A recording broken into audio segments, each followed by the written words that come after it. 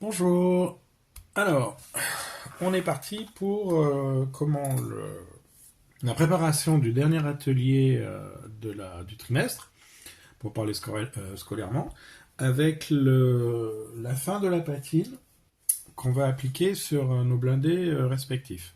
Donc, moi, comme je travaillais sur plusieurs blindés à la fois pour pouvoir faire ces vidéos, j'ai pratiquement terminé celui-ci, hein. Il reste trois fois rien, c'est-à-dire poser du vernis brillant sur les optiques du char, poser aussi le combiné de la radio supplémentaire. Voilà, donc ça c'est fini. Et c'est surtout au niveau, enfin ça sera fini quand ça sera posé. Là c'est surtout au niveau de ce que j'ai amené en termes de patine que je vais vous montrer ce modèle. Donc toujours en me basant, hein, comme je l'ai souvent dit lors de notre atelier, sur de la documentation. Donc j'ai accentué la patine qu'on avait vue la dernière fois dans la dernière vidéo avec des pigments. Donc puisque c'est le sujet de dernier atelier, en fait, l'usage des pigments. Passé au pinceau et dilué à l'essence F. J'ai accentué également les écaillures à certains endroits, à la peinture à l'huile et au pinceau, sur des secteurs comme les jupes, hein, les jupes blindées, qui sont des éléments qui reçoivent pas mal de tonches, d'impact. Et j'ai également fait ce que je sais pas comment les appeler autrement que des accidents, mais c'est plus au niveau plastique qu'au niveau narratif, hein, si je peux dire.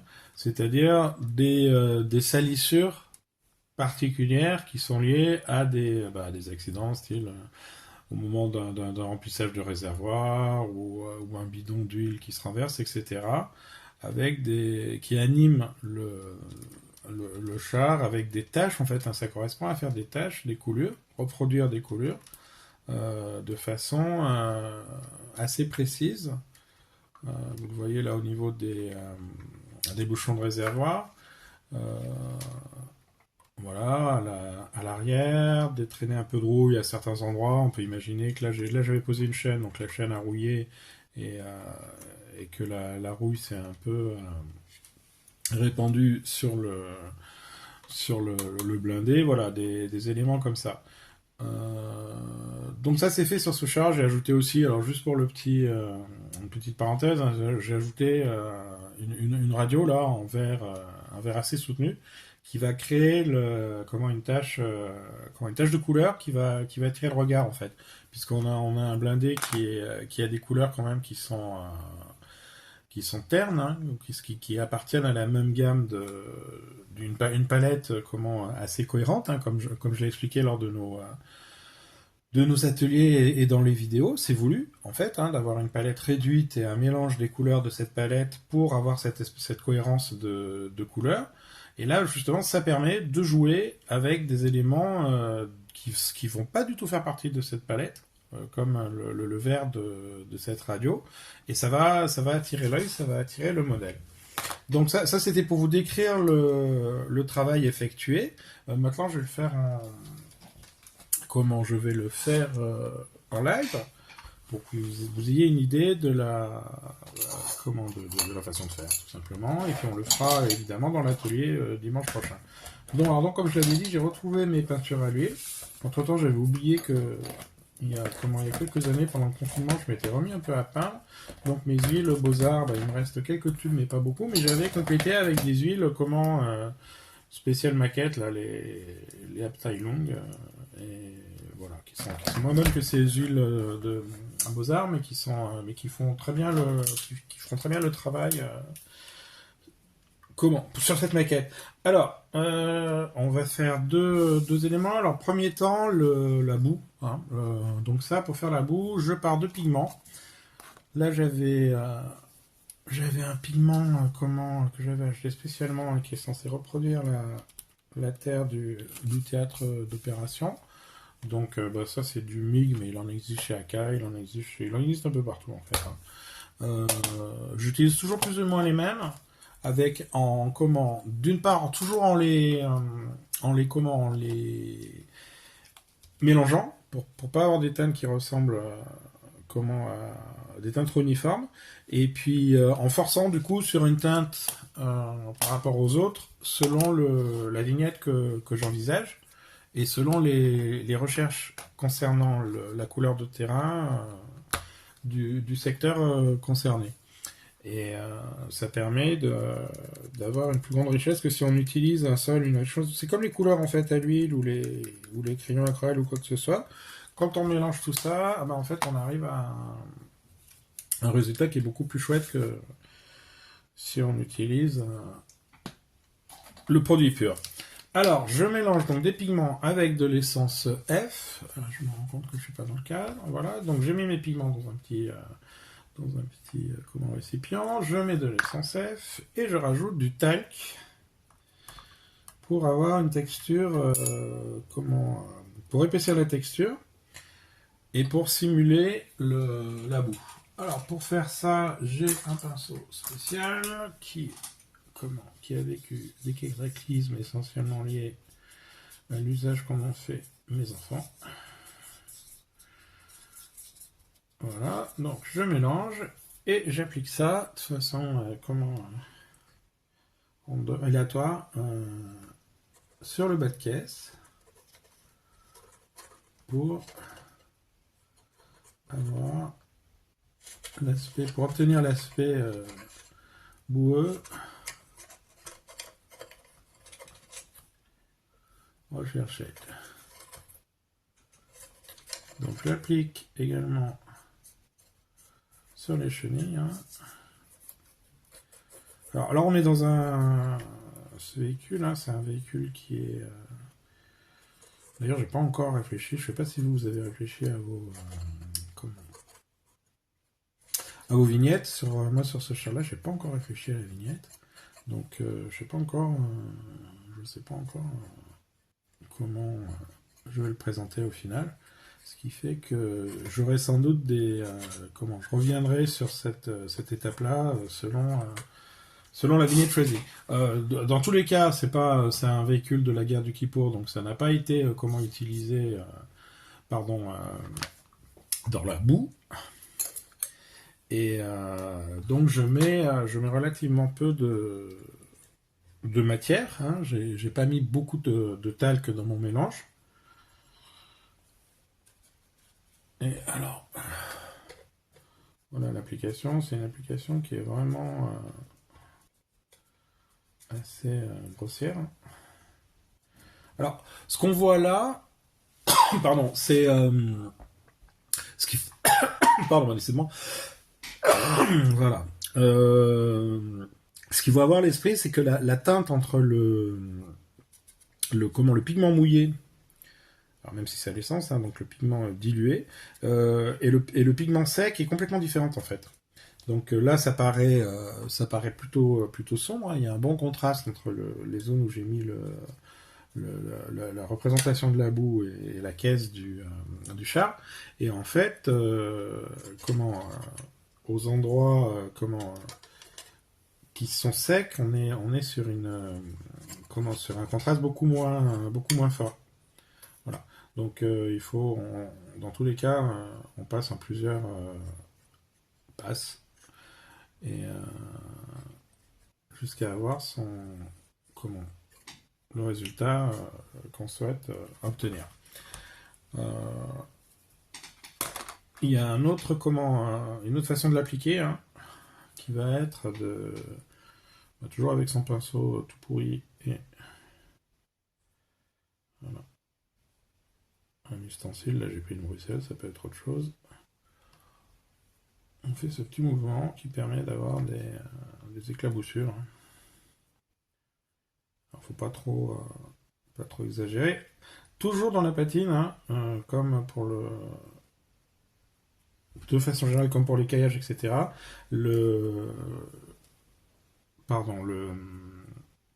Il faut faire super attention de ne pas être hors d'échelle, en fait, de ne pas faire des effets hors d'échelle.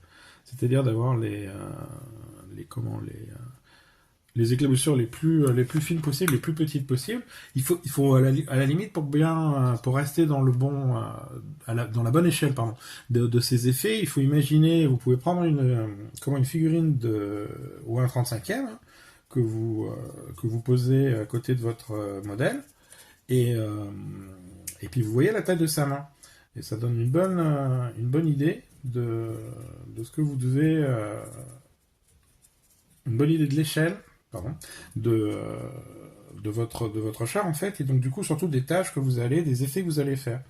On voit pas mal de modèles hein, chez les débutants, hein, où il y a des écaillures qui sont de la taille d'une assiette à soupe, et ça c'est super rare quoi, à part accident, hein, j'ai envie de dire.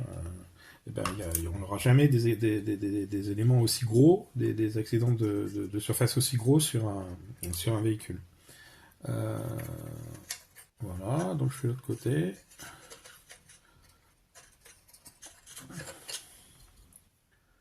Bon, alors là, vous êtes sur la démonstration de ce que j'avais dit lors de la construction du char, hein, et dans l'idée de construire au maximum et puis de peindre ensuite, c'est qu'en général, on se débrouille toujours pour arriver à atteindre un endroit visible avec un pinceau en fait. Hein. Ou l'adage, là où le pinceau va, l'œil va. Voilà. Tiens, bah, vous voyez, voilà, on voit qu'avec le séchage du pigment, c'est devenu complètement autre chose. C'est même un peu trop blanc, hein, je trouve.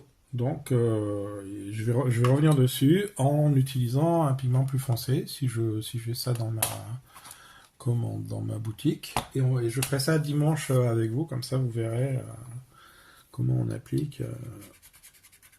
Voilà. L'avantage, alors voilà, pareil, toujours, on a possibilité de repentir. Là, je trouve que les éclaboussures étaient beaucoup trop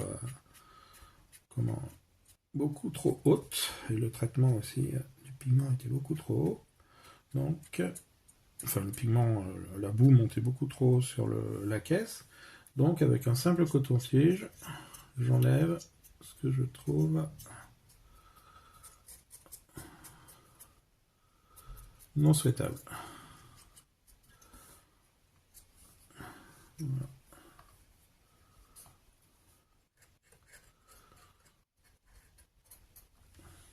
De la même façon sur les galets, je trouve que c'est beaucoup trop clair. Donc, je vais. Alors, le pigment une fois sec comme ça, alors d'autant plus quand il est coupé avec du tac, hein, vous voyez il a pratiquement très peu d'adhérence sur la maquette, donc c'est super simple à corriger, atténuer. Il y a plusieurs phases de travail possibles sur le traitement. En fait, le pigment, c'est un peu comme du pastel. Hein. Donc, pour ceux qui ont fait du pastel ou qui ont eu entre les mains à l'école, par exemple, ça se travaille de la même façon. Et on peut aussi faire d'ailleurs, on peut se servir de pastel Beaux-Arts, pastel sec, hein, pas les pastels gras, pour travailler sur nos maquettes. Voilà, donc ça c'est la façon de faire la boue. Donc on va passer à autre chose. Je nettoierai mon pinceau plus tard.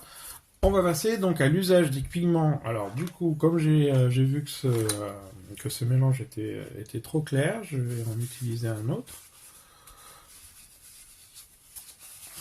Je vais mettre dans une coupelle et je vais en utiliser un autre pour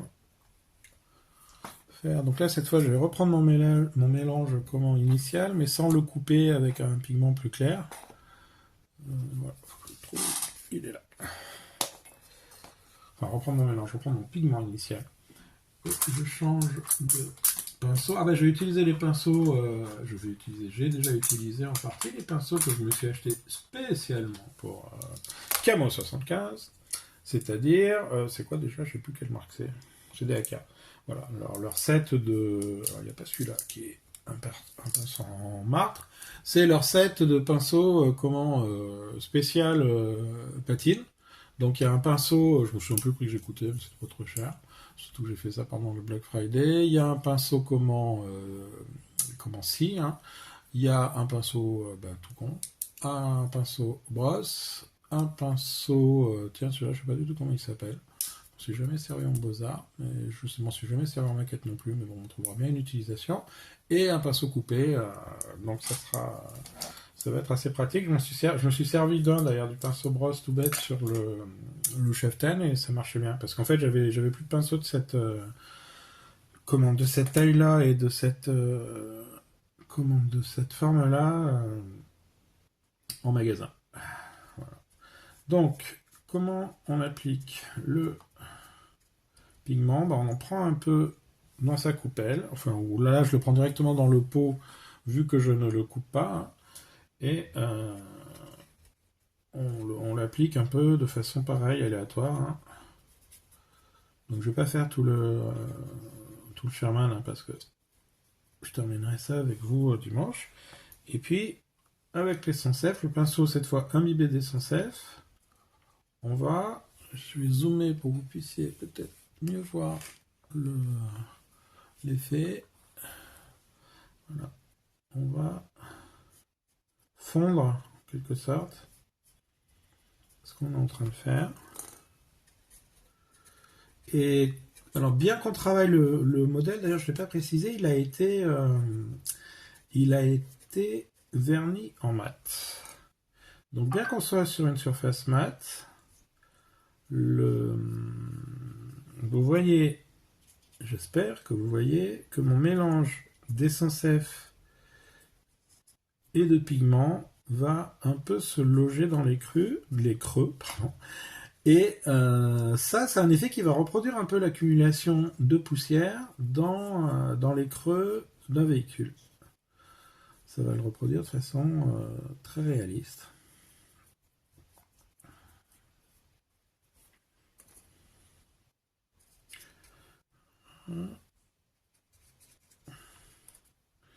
À ce niveau de stade de patine, en fait, on est vraiment dans l'expression personnelle. Donc, c'est-à-dire chacun fait selon sa sensibilité. Le seul guide, quelque part, et encore, c'est un choix, hein, si on veut faire quelque chose de réaliste, voilà, ce qui est un choix, le seul guide, c'est la documentation. Donc, mais ça, c'est pas. Donc, en effet, si on décide de faire quelque chose d'irréaliste, hein, pour X raisons, alors à ce moment-là, on est complètement libre de ce qu'on peut faire. Et pourquoi je dis ça? Parce que ce que je vous montre, c'est évidemment pas comment dire une recette à suivre. Moi, je vous montre l'aspect technique, hein, c'est-à-dire comment je mélange les produits, comment je les utilise, etc. Mais à vous ensuite, avec vos outils, enfin les mêmes outils, mais de trouver des façons d'utiliser ces outils de façon que ça vous convienne en fait. Voilà. Alors là, j'ai pas le cas, mais il y a quelque chose qui est un peu qui est un peu agaçant avec les pigments. Je l'ai pas. On verra ça ensemble dimanche, mais c'est que parfois, on se retrouve avec des trop de pigments qui agissent comme des filtres, en fait. Et donc, il faut les nettoyer avec son pinceau imbibé d'essence propre pour se retrouver sans trop de pigments. Le pigment va reproduire la poussière, hein, donc, et selon les couleurs. Qu'on se retrouve pas avec, sauf si on fait un char qui sort d'une tempête de sable, il y en a eu dans l'histoire évidemment, c'est pas trop souhaitable. Donc voilà pour le pigment. Ça permet d'avoir aussi, alors voilà, là j'en rajoute à certains endroits, donc comme ça sèche très vite, hein, comme j'utilise de l'essence F très fine qui sèche très vite, on voit tout de suite quand on le fait le résultat en fait. Hein. Au bout de quelques minutes, on voit le résultat, donc on peut revenir dessus de façon très très rapide et rajouter ou enlever les pigments. Donc là, par exemple, j'avais quelque chose que je trouvais trop uniforme, donc je fais des commandes, des surcharges de pigments sur ce secteur-là. Là, sur ce secteur-là, et puis je vais attendre que ça sèche pour voir ce que ça donne. Et je vais le faire à plusieurs endroits de mon char pour avoir un rendu qui n'est pas uniforme. Euh, on a un rendu uniforme à la base qui est le rendu qu'on a réalisé avec les filtres, le washing, etc. Là, dans cette dernière phase de peinture, on va plutôt être dans un rendu vivant, j'ai envie de dire, c'est-à-dire la façon dont la poussière, le terrain, les tâches se sont posés sur l'engin et de façon, encore une fois, aléatoire.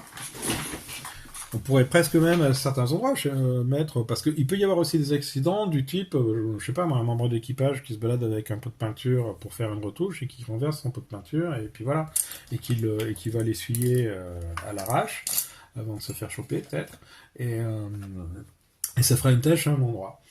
Voilà. Donc on peut, alors c'est aussi la phase où on va rajouter des éclats, parce que là par exemple moi pour ce char, je vous rappelle le contexte, hein, c'est un char qui était, c'est un type de char qui était dans la réserve de commande d'armes blindées israéliennes pendant Kippour et qui a été rappelé pour combattre. Ce qui fait que c'est un char qui ils avaient été repeints euh, selon la charte de couleurs mise en place avant 73, juste avant 73, mais comme ils n'avaient pas été utilisés, il y a très peu d'écaillures. Néanmoins, il y en a quand même quelques-unes. Et là où il va y avoir des écaillures, c'est essentiellement sur les endroits donc, qui ont été bien utilisés ou qui ont pu être heurtés par X facteurs.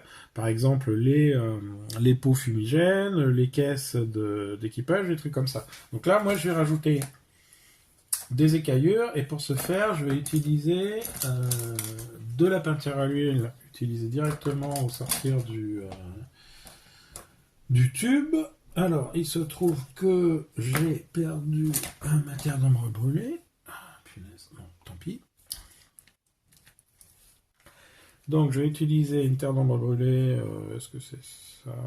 Ça peut être de la terre d'ombre brûlée. Un pot avec une teinte proche. Et je vais directement du pot. Et de façon alors moins sophistiquée que la première application de caillure, hein. On s'était appliqué à faire un... Pardon, j'ai du mal à parler et peindre en même temps en fait. On s'était appliqué à faire plusieurs couleurs en fait, hein. On pourrait le faire à la limite hein, également à ce stade-là, mais bon, dans le cadre de notre vidéo, ça serait un peu longué. Donc je vous épargne ça. Mais donc là, je passe directement la teinte la plus sombre, hein. Donc je fais des petites teintes, des petites écaillures, à des endroits où il paraît logique qu'il y en ait quand même eu malgré la livrée récente du blindé.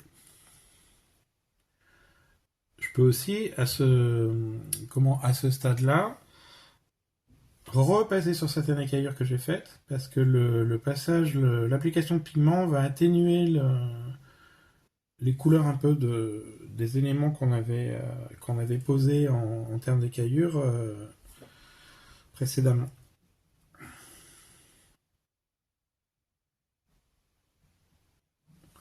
Bon voilà, vous avez compris le principe, je reviendrai dessus plus tard.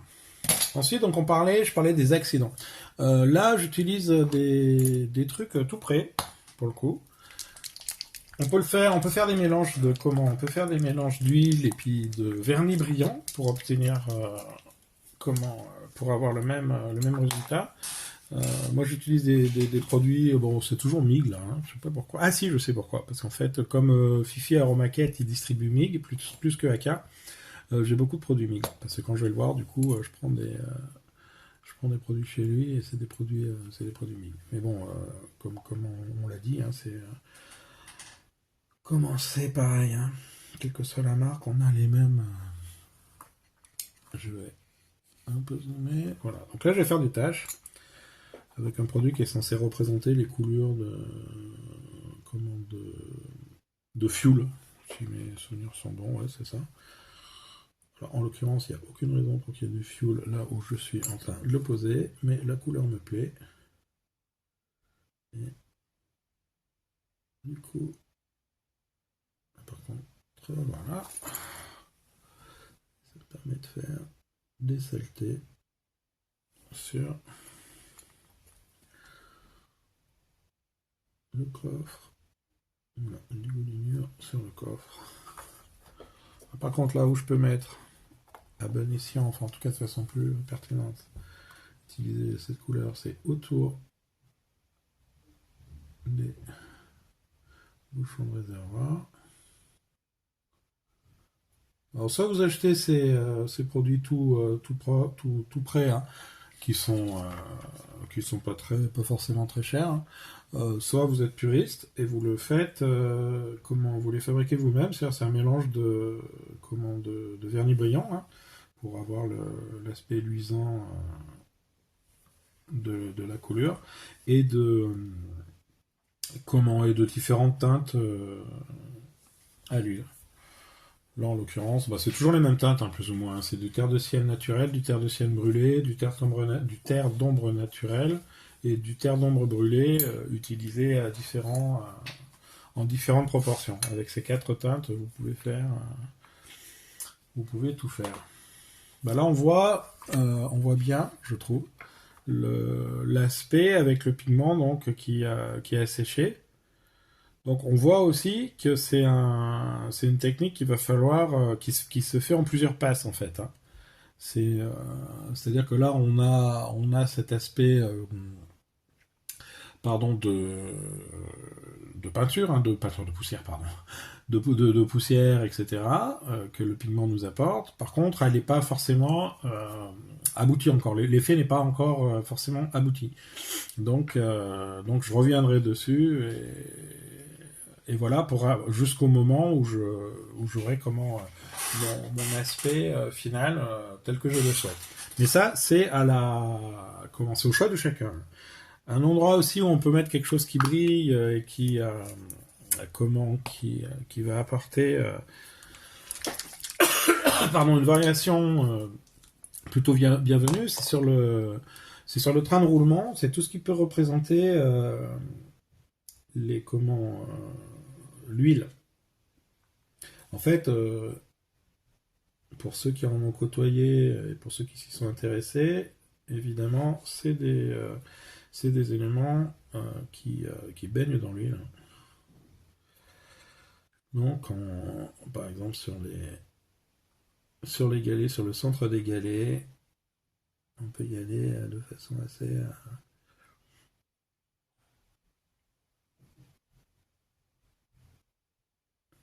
Voilà. Et ça va apporter des petites touches de variation qui sont plutôt bienvenues, je trouve. Et puis, on va aussi s'en foutre plein les doigts, parce que ces trucs du commerce ont la particularité d'avoir des emballages très mal foutus. Alors, je sais pas si ça fait partie de l'obsolescence programmée, et qu'on est censé en racheter tous les 5 ans parce que le bouchon est coincé à mort, mais le fait est que... Voilà. Donc... Alors, vous remarquez que ça part très facilement. Un simple balayage avec mon pinceau et j'enlève une bonne partie de ce que j'ai fait. Alors, on va fixer ça avec une pulvérisation de vernis une fois qu'on sera satisfait du résultat. Et ça sera scellé dans le vernis, on n'aura plus de fragilité de ce qu'on a fait. Voilà, bon écoutez, je crois que je vais m'arrêter là, je pense que vous avez compris le système. Non, il y a un autre truc que je voulais vous montrer, c'est l'usage des crayons aquarelle. Je me souviens plus si je l'ai fait dans la vidéo précédente pour tout vous dire. Donc, alors, les crayons aquarelle, on prend comment ces crayons aquarelle ou aquarellable d'ailleurs. J'ai toujours dit aquarelle. Dans une gamme de teintes qui correspond évidemment à ce qu'on est en train de faire. Donc là, j'ai pris une teinte qui est un jaune, en fait, un jaune de Naples, j'imagine. Ouais, exactement. Trop fort le président.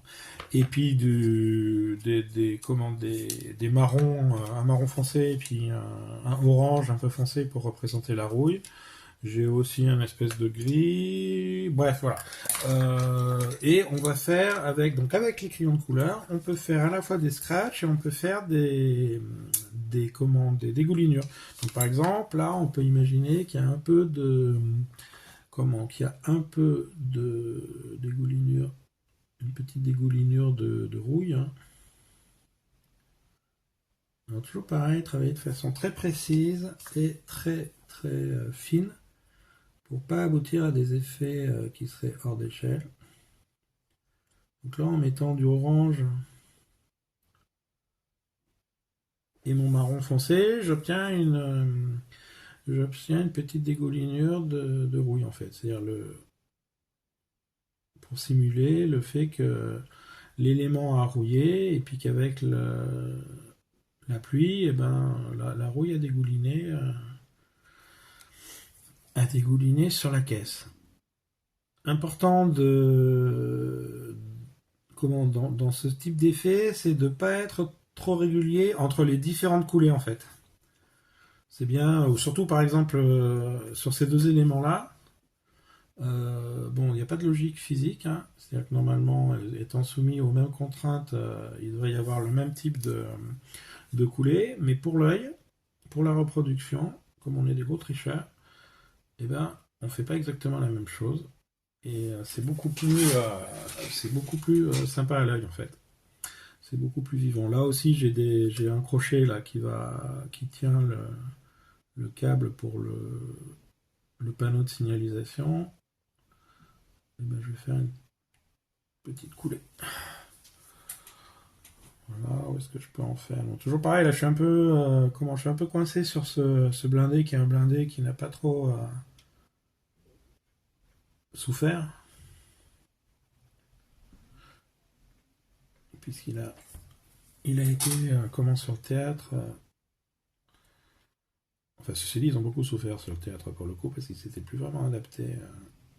Ils étaient un peu obsolètes. Mais ils sont arrivés, ils étaient plutôt pas flambant neufs parce que c'était du vieux matos, mais ils étaient peu patinés quoi. Ils n'avaient pas été exposés aux éléments et aux aléas d'un emploi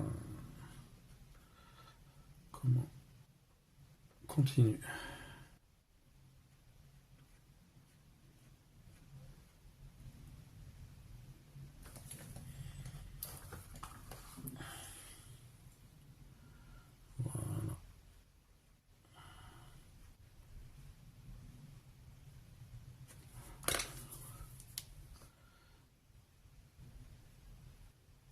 Pour les automnes dont j'ai parlé, jaune de Naples, et puis un espèce de vert, c'est quoi d'ailleurs? Je vais vous le dire. Si vous faites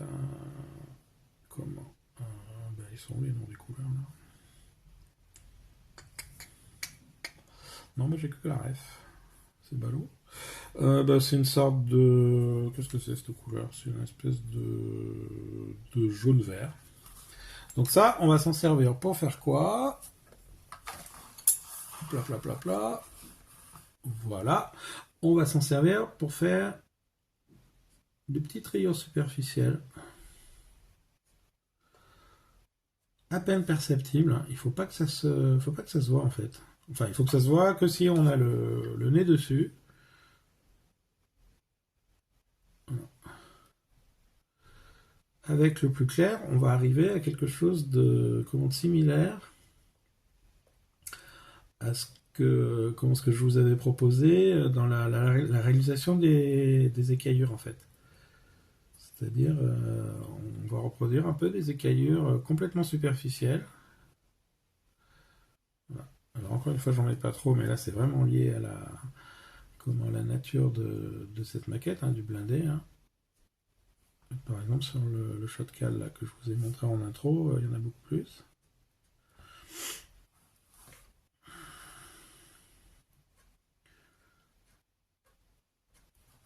Alors j'ai vu une photo d'archive où il y avait des belles comment rayures sur le glacier avant. Donc je reproduis ça. J'en profite pour vous saouler avec la doc, hein. Ça, c'est des trucs on peut le reproduire, on peut avoir l'idée de le faire qu'en regardant la doc, quoi. Enfin, en tout cas pour moi, hein, c'est un perso. J'ai pas de relation intime avec des chars d'assaut, donc si je regarde pas la doc, j'ai vraiment aucune idée de l'endroit où on peut trouver ce style d'accident de surface. Et en regardant les photos, en les scrutant, et ben voilà, on est bien aidé.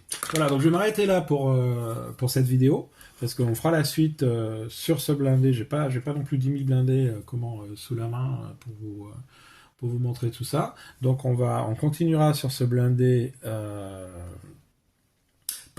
dimanche lors de l'atelier.